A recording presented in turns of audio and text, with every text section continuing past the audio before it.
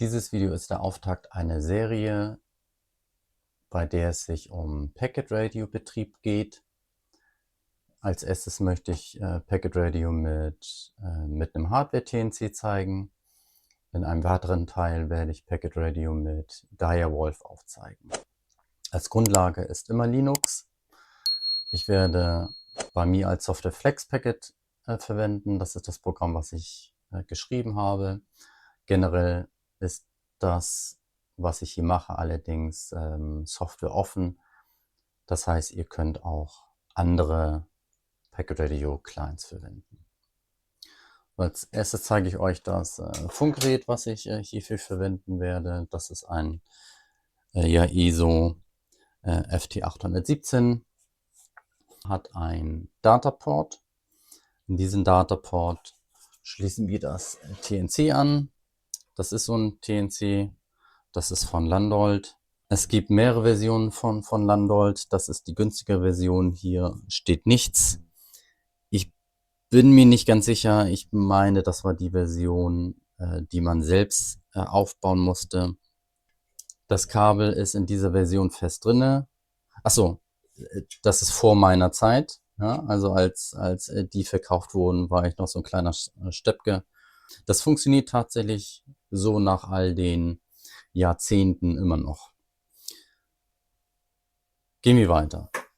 Meistens gab es zwei Anschlüsse. Einmal einen kleinen Anschluss, den kennen einige vielleicht noch aus Vor-USB-Zeiten. Das war damals ein Tastatur- oder ein Mausanschluss. Dann haben wir einen Sub-D-Anschluss.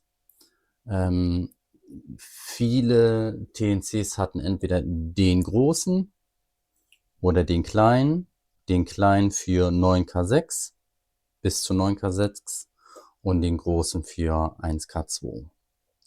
Hier, wie gesagt, in dem Fall ist das fest eingelötet. Dann haben wir hier den 12 Volt Anschluss, die RS232-Schnittstelle. Das war ein Umschalter in dem Fall zwischen 1K2, der große, und 9K6, der kleine. So, also nochmal hin, anschließen in den Dataport. RS232 funktioniert in dem Fall wunderbar mit einem USB-Adapter. Das muss ich euch hier, glaube ich, nicht zeigen.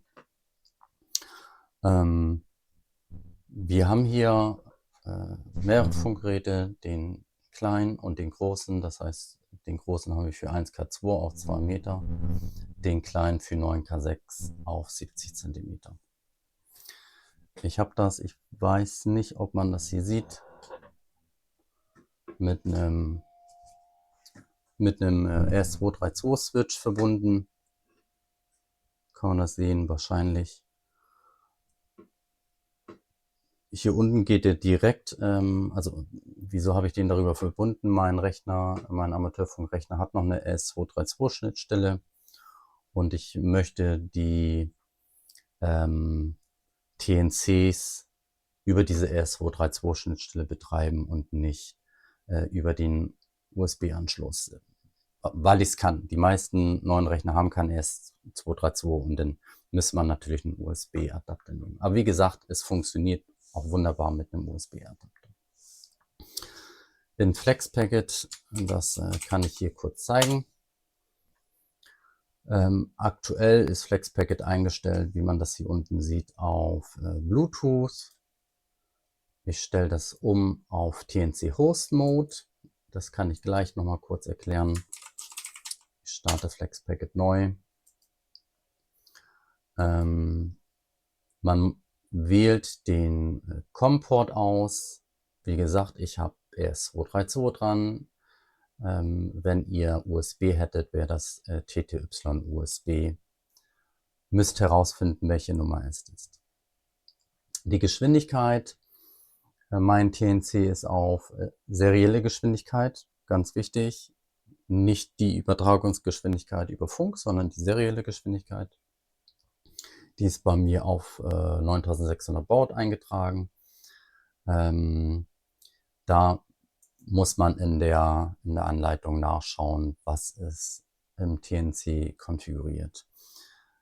Meistens haben die Jumper, ich weiß nicht, ob man das hier sieht, hier kann man das sehen, da wahrscheinlich nicht, aber hier, das sind Jumper, damit kann man unter anderem die Schnittstellengeschwindigkeit einstellen.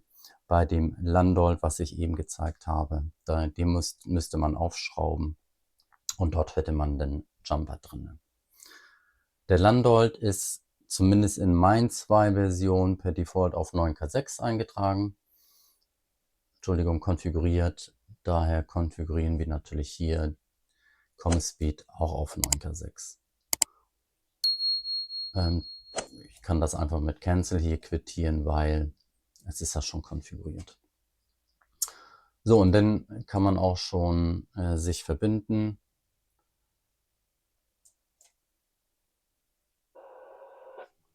Und schon haben wir uns mit meinem Node verbunden. Ich hatte erzählt, dass das Ganze hier im TNC Host Mode ist. Viele ältere TNCs haben verschiedene Modis, unter anderem KISS und eben den Host Mode. Ja, der Host Mode ist im Grunde genommen dazu da, um eine Software mit, beziehungsweise das TNC mit einer Software zu verwenden. Das TNC arbeitet dabei. Also die gesamte AX25 Kommunikation findet im TNC statt. Die Software ist am Ende nur ein Tool, um das TNC zu steuern. Das heißt, die Daten auslesen, Daten senden, aber das gesamte Protokoll, die gesamte Logik des AX25-Protokolls findet im TNC statt. Bei KISS ist das was anderes. Bei KISS ist die Hardware dumm. Das heißt, die sendet eigentlich nur etwas, was man der Hardware gibt. Die gesamte AX25-Logik muss in der Software enthalten sein. Dann war es das auch für dieses Video und im nächsten Video, wie gesagt, einmal Direwolf. Wenn ihr die Serie mögt, würde ich mich über eine Subscription freuen und natürlich über einen Thumb up. Tschüss!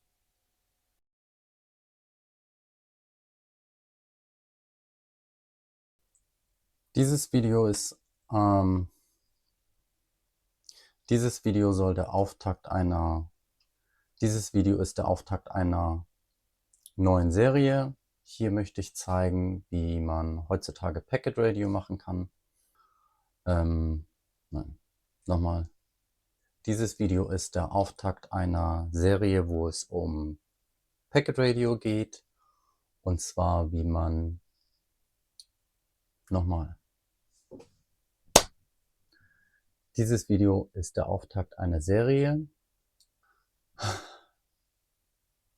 Dieses Video ist der Auftakt einer Serie. Dieses Video ist der Auftakt einer Packet Radio Serie. Ich krieg's heute noch. Dieses Video ist der Auftakt einer Serie, in der ich... Nein, auch das ist falsch. Dieses Video ist der Auftakt einer Serie... Ich hab's schon wieder verbockt.